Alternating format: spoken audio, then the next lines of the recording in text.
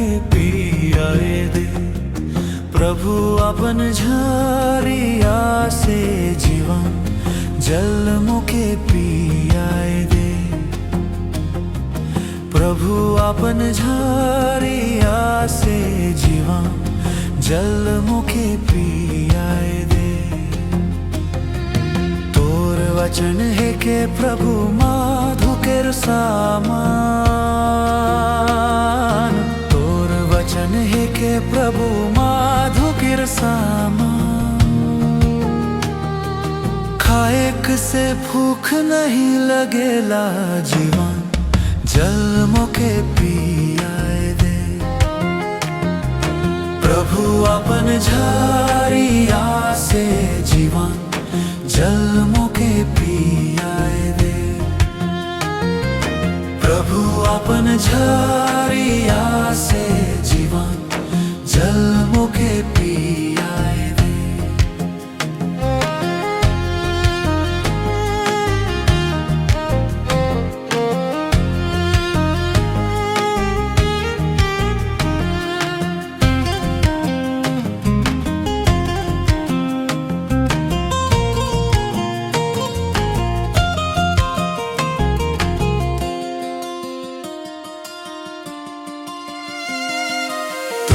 वचन है के प्रभु पानी केर सामान। तोर वचन है के प्रभु पानी केर सामान। पिएक से प्यास नहीं लगेला जीवन जल मुखे पियाए दे। प्रभु अपन झारिया से जीवन जल मुखे पियाए दे। प्रभु अपन झारिया से जीवन जल मुखे पियाए दे।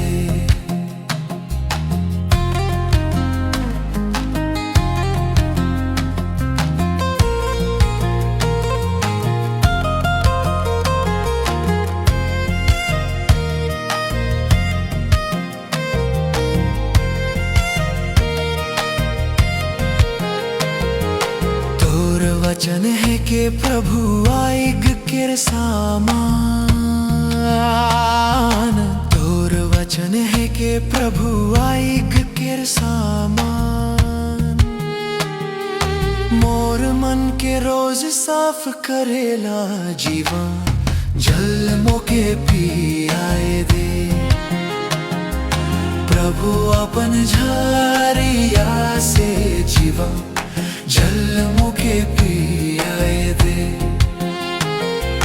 प्रभु अपन झारिया से जीवन जल मुखे पियाए दे।